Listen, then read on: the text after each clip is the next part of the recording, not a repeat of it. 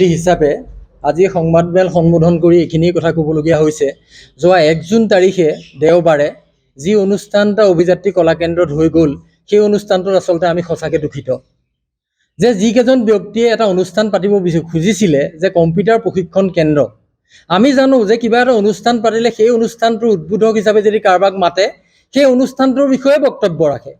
সেই অনুষ্ঠানটো কম্পিউটাৰৰ বিষয়ে যিমান হাজাৰটা কথা তেওঁ ক'ব জানে যদি কোৱা হ'লে তাত আচলতে আজি আমি সংবাদমেল সম্বোধন কৰিবলগীয়া নহ'লহেঁতেন। কিন্তু আমি আজি সংবাদমেল সম্বোধন কৰিবলগীয়া এইকাৰণেই হ'ল যে তেওঁ তাত কোৱা কথাখিনি আমি জামুগুৰিয়াৰ ৰাইজৰ কোনেও গ্ৰহণ কৰিব পৰা কথা নহয়।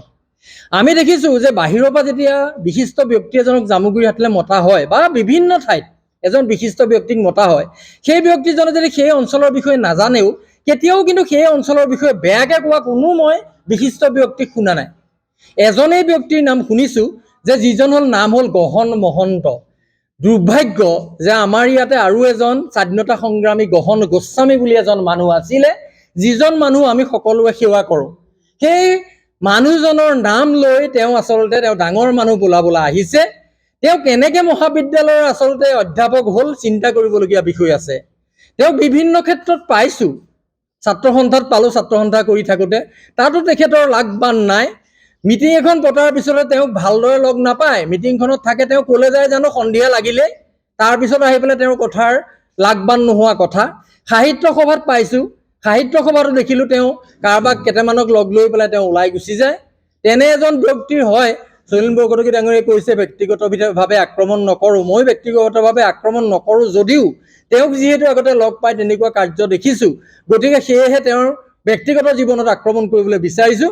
আচলতে আমি তেনেকুৱা এজন ব্যক্তিৰ পৰা এনেকুৱা বক্তব্য শুনিব লাগিব। তেওঁ নাজানে নেকি যে জামুগুৰিহাটক নামঘৰ নগৰী বুলি কয়? জামুগুৰিহাটৰ প্ৰতিখন গাঁৱত একোটাকৈ নামঘৰ আছে, একোটা নহয় ক'ৰবাত দুটাও হৈছে। প্ৰতিখন গাঁৱৰ ৰাইজে সন্ধিয়া ৰাতিপুৱা নামঘৰ মচাৰ পৰা আদি কৰি চাকি বন্তি জ্বলাই সদায় সেৱা কৰে, এইটো ডেইলি কথা কৈছোঁ। আৰু প্ৰতি মাহত এনে কমিটি থাকে, কমিটিখনৰ প্ৰতি মাহত একোখন সভা বহে নামঘৰৰ উন্নয়ন, ৰাইজৰ উন্নয়নৰ কাৰণে। সেই গাঁওবিলাকত গাঁওখনৰ সংগঠনৰ কথা তাত পাতে। নামঘৰত আমি একো নকৰোঁৱে নেকি? নামঘৰত ধৰ্মীয় অনুষ্ঠানখিনিতো হয়েই। আজি বাৰেচৰীয়া ভাওনা ইয়াত হয়, এয়া গোটেই অকল অসম নহয়, ভাৰত নহয়, বিশ্বত চিনাকি দিয়া হৈছে। এই বাৰেচৰীয়া ভাওনাৰ গোটেই কাৰ্যক্ৰমখিনি নামঘৰবিলাকতে হৈ আহে। তেওঁ আহক ইয়াত চাবলৈ, বাৰেচৰীয়া ভাওনা ইয়াৰ পিছৰ পৰা চাবলৈ আহক, আহি দেখক জামুগুৰিয়া হাটে সংস্কৃতি জানে নাজানে। গতিকে আমি এটা তেখেতক উপৰোক্ত বক্তাকেইজনে কোৱাৰ নিচিনাকৈ মই ক'বলৈ বিচাৰিছোঁ, তেওঁ জানি শুনি হ'লেও কাৰোবাৰ প্ৰৰোচনাত পৰিও যদি এই এনেধৰণে জামুগুৰিয়াৰ ৰাইজক মনোকষ্ট দিয়া বক্তব্যখিনি ৰাখিছিলে, তেওঁ আহক জামুগুৰি মাজমজিয়াত তেওঁ আঁঠু লৈ কাণত ধৰি পেলাই জামুগুৰিয়াৰ ৰাইজক ক্ষমা খোজক আৰু তেওঁৰ যে ভুল হ'ল ভুলটো স্বীকাৰ কৰক। আৰু আমি যিসকল উদ্যোক্তাসকলকো এটা কথা ক'বলৈ বিচাৰিছোঁ যে উদ্যোক্তাসকল ক'ৰ? জামুগুৰিহাটৰ নহয় নেকি? জামুগুৰিহাটৰ মানুহখিনিক গালি পাৰি থাকোঁতে তেওঁলোকৰ গাত লগা নাই নে বাৰু? তেওঁলোকতো জামুগুৰিহাটৰ যুৱক। আজি আমি এটা ষ্টেজ পাৰ কৰি আহিছোঁ, আমাক আজি ৰাইজৰ সেৱা কৰিবলৈ দিছে, মই সাহিত্য সভাৰ সভাপতি হ'বলৈ ৰাইজে দিছে, আজি বাৰেচৰীয়া ভাওনাৰ স্থায়ী কমিটিৰ সম্পাদক হ'বলৈ মোক ৰাইজে দিছে। তেনেকৈ কৰ্ম কৰি পেলাই আগবাঢ়ি গৈছোঁ। এতিয়া তোমালোকো আগবাঢ়ি আহা, তোমালোক ইয়াত নাথাকা হয়, বিভিন্ন ঠাইত তোমালোকে বিভিন্ন কাম কৰি আছা, ফেচবুকৰ জৰিয়তে ক'ৰবাত দেখিছোঁ, তোমালোকক ধন্যবাদ জনাইছোঁ। জামুগুৰি সুনাম তোমালোকে ৰক্ষা কৰি যোৱা, কিন্তু জামুগুৰি হেৰিয়াত আহি কোনোবাই গালি পাৰিব, তাত তোমালোকে মনে মনে থাকিবা। হয় মাতি আনিছিলা, তোমালোকে কিয় এবাৰ হ'লেও ক'ব নোৱাৰিলা যে নহয় এইখিনি কথা নক'ব, আপোনাক আমি কম্পিউটাৰ ইনষ্টিটিউটখন উন্মোচন কৰিবলৈহে মাতি আনিছোঁ, কিয় নক'লা উদ্যোক্তাসকলে? গতিকে আগৰ বক্তাকেইজনে কোৱাৰ নিচিনাকৈ মোৰো এটা সন্দেহ হৈছে যে উদ্যোক্তাকেইজনৰ ক'ৰবাত কিবা কেৰণ আছে নেকি? উদ্যোক্তাকেইজনৰ কিবা স্বাৰ্থ আছে নেকি? অলপ স্বাৰ্থ শুনিছোঁ, কোনোবা এজন ব্যৱসায়ী আৰমান নে কি নাজানো, মই চিনি পোৱা নাই, দেখা নাই, ধলাই বিলৰ, তেওঁৰ হেনো কিবা উচ্চাকাংক্ষা আছে, ইয়াত কিবা ৰাজনীতি কৰিবলৈ তেওঁৰ হেনো মন আছে, কোৱা শুনিছোঁ। ভাই, ৰাজনীতি কৰিবলৈ মন আছে, ৰাজনীতিৰ জেগাত কৰি থাকা, তাত আমি একো নকওঁ। তুমি কিন্তু এই সাহিত্য ক্ষেত্ৰখনক কলংকিত কিয় কৰিলা?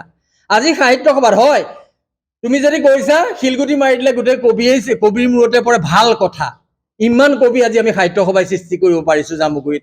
হয়, সকলোৱে হীৰেণ গোহাঁইৰ দুটা কবিতাৰ নাম নাজানিবও পাৰে, কিন্তু তেওঁলোকে যে কবিতা লিখাৰ চেষ্টা কৰিছে সেই চেষ্টাটো আমি সাহিত্য সভাই কৰি দিছোঁ।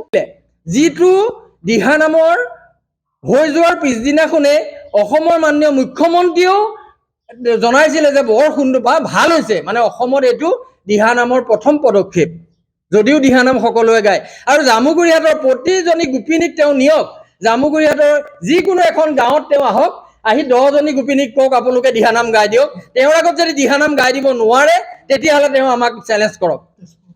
গতিকে মই এইটো কৈছোঁ যে বেয়া লাগিছে এইটো কাৰণে, তেজপুৰ দৰংগজৰ অধ্যাপক বুলিও কৈছোঁ, কিন্তু তেওঁ আচলতে আমাৰ নিকটৱৰ্তী নদুৱাৰ অঞ্চলৰ চতিয়াতে তেওঁৰ পুৰণা ঘৰ। কিন্তু আজি লাজ লাগিছে এইকাৰণে যে তেওঁ নিজৰ এই ভাইখিনি বা নিজৰ পৰিয়ালটোৰ কথা তেওঁ ইমান বেয়াকৈ ক'ব পাৰে।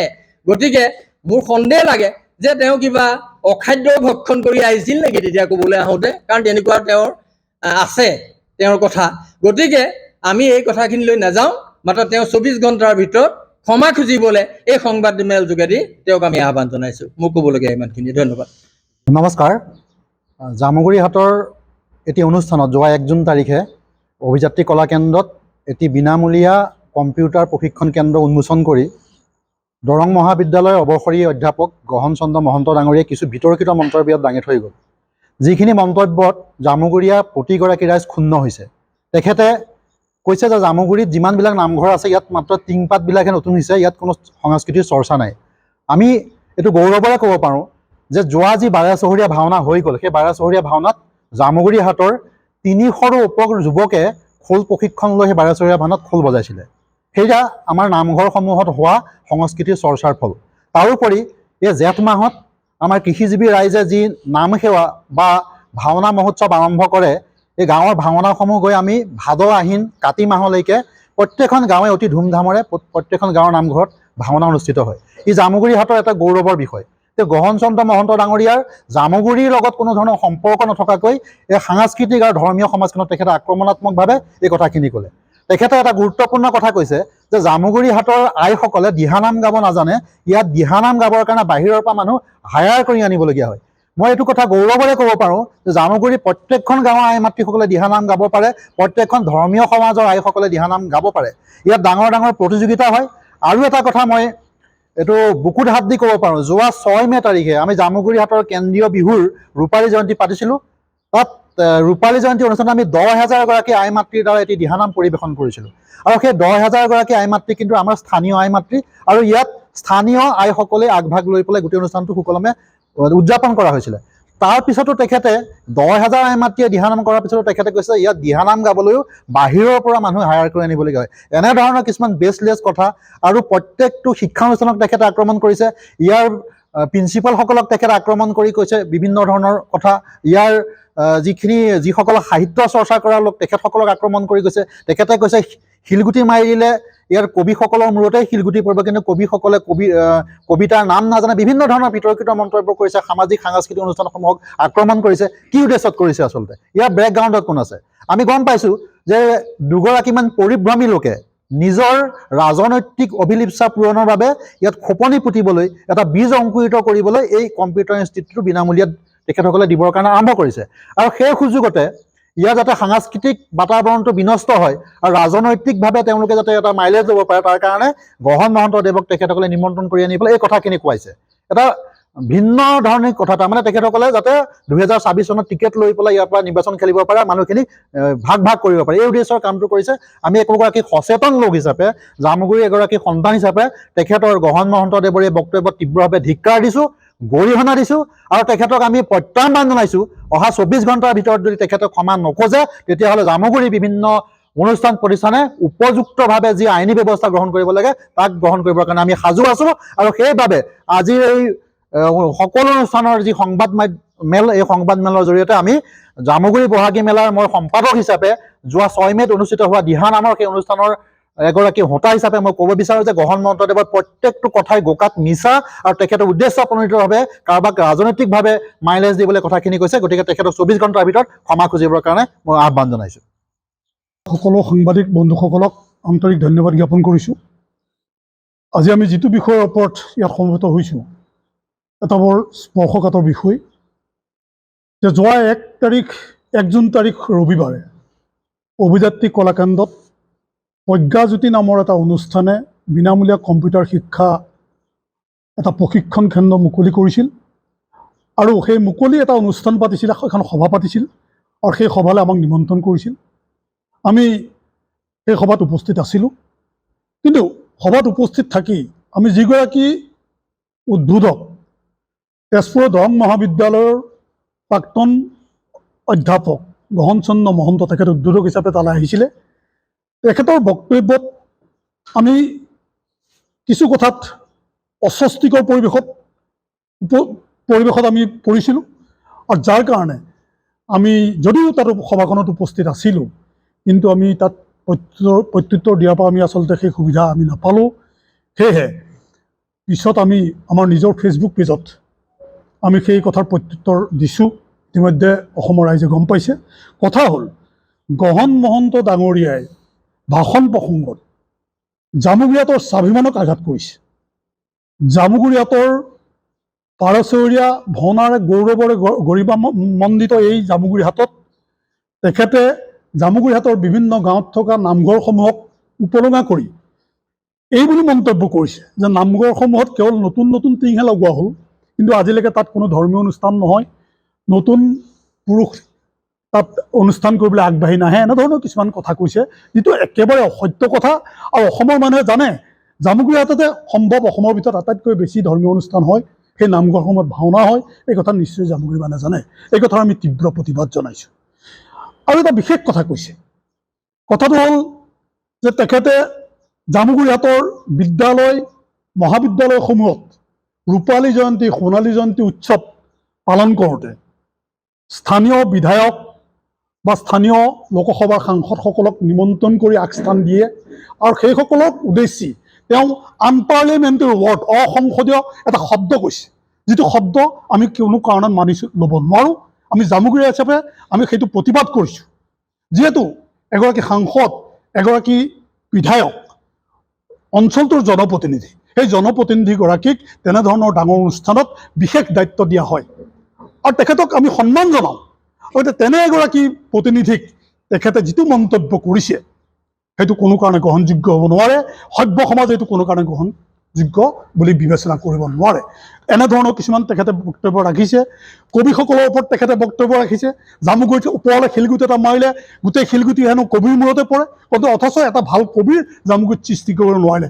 এনেধৰণৰ কিছুমান কথা কৈছে। যি কি নহওক, এই কথাবিলাকে আমি নিজে লজ্জিত হৈছোঁ, আমি নিজে অপমানিত হৈছোঁ। সেই সভাখনত মই উপস্থিত থাকি মই কিয় উপস্থিত হ'লোঁ, এই কথাটো লৈ মোৰ মনত খুদনি আহিছে আৰু যাৰ কাৰণে মই অলপ পিছত মোৰ ফেচবুক পেজত মই তাৰ প্ৰত্যুত্তৰ দিছোঁ। কথা হ'ল, গহন চন্দ্ৰ মহন্তক কিয় মাতিব লগা হ'ল, তাৰ আঁৰত কি আছে, সেই কথাটো আমি আচলতে লক্ষ্য কৰিছোঁ যে কেইটামান মানুহক গোটাই লৈ তেওঁলোকে যিটো উদ্দেশ্য আগত ৰাখি এই কামটো কৰিছে, বিনামূলীয়া কম্পিউটাৰ শিক্ষা প্ৰদান কৰিম বুলি। মই জনাত আমাৰ এই অঞ্চলৰে ধৰাবিল অঞ্চলৰ এগৰাকী ব্যক্তি আৰমান আলী, তেখেত বৰ্তমান গুৱাহাটীত থাকে বোলে, বিশিষ্ট ব্যৱসায়ী বুলি কৈছে। তেখেতে এই উদ্যোগ লৈ এই কামটো কৰিছে। কিন্তু ইয়াত মই গম পাইছোঁ, ইয়াত মই ৰাজনীতি গম পাইছোঁ। মই ব্যক্তিগতভাৱে সেইদিনা সভাত উপস্থিত থাকি মই এটা কথা গম পাইছোঁ, ইয়াত তেখেতে ৰাজনীতি কৰিবৰ কাৰণে আচলতে এয়া কাম কৰিছে নেকি, সামাজিক কাম কৰিবলৈ আহি তেওঁ ৰাজনীতিক মুখ্য প্ৰাধান্য দিছে নেকি, তেনেকুৱা ধৰণৰ কথা আহি পৰিছে। আৰু এটা কথা, জামুগুৰি মানুহ সহজ সৰল যদিও জামুগুৰি মানুহে সকলোখিনি কথা বুজি পায় আৰু তেখেতসকলৰ এই কুঅভিপ্ৰায় যদি আছে, এই কুঅভিপ্ৰায় আগত লৈ যদি এনেধৰণৰ কাম কৰিবলৈ আহিছে, তেতিয়াহ'লে আমি কেতিয়াও সহ্য কৰিব নোৱাৰোঁ। কাৰণ জামুগুৰিখনত সুন্দৰভাৱে, ইয়াত সাংস্কৃতিক পৰিৱেশ, শৈক্ষিক পৰিৱেশ সুন্দৰভাৱে চলি আছে, আপোনালোকে নিশ্চয় জানে। গতিকে এই কথা আমি তীব্ৰ প্ৰতিবাদ জনাইছোঁ। আজি এই অনুষ্ঠানটোৱে, যিটো প্ৰজ্ঞাজ্যোতি নামৰ অনুষ্ঠানটোৱে জামুগুৰি মানুহখিনিৰ আগত, আজি অসমৰ মানুহৰ আগত জামুগুৰি যি বদনাম দাঙি ধৰিলে, এই কথাটোত আমি কেতিয়াও সহজভাৱে ল'ব নোৱাৰোঁ। আৰু মই এজন সচেতন নাগৰিক হিচাপে, বাপুজী ভৱন নাট্য সমাজৰ সাধাৰণ সম্পাদক বা সুন্দৰম সাংস্কৃতিক গোষ্ঠীৰ সভাপতি হিচাপে এই কথাৰ মই তীব্ৰ প্ৰতিবাদ জনাইছোঁ। আৰু অনতিপলমে তেখেতে যদি জামুগুৰিয়া ৰাইজৰ ওচৰত, গহন চন্দ্ৰ মহন্তদেৱে যদি জামুগুৰিয়া ৰাইজৰ ওচৰত ক্ষমা নোখোজে, আমি কিন্তু এই কেতিয়াও মানি ল'ব নোৱাৰোঁ। তেওঁ শাৰীৰিকভাৱে আহি ইয়াত উপস্থিত হ'ব লাগিব আৰু তেওঁ ক্ষমা খুজিব লাগিব। ধন্যবাদ।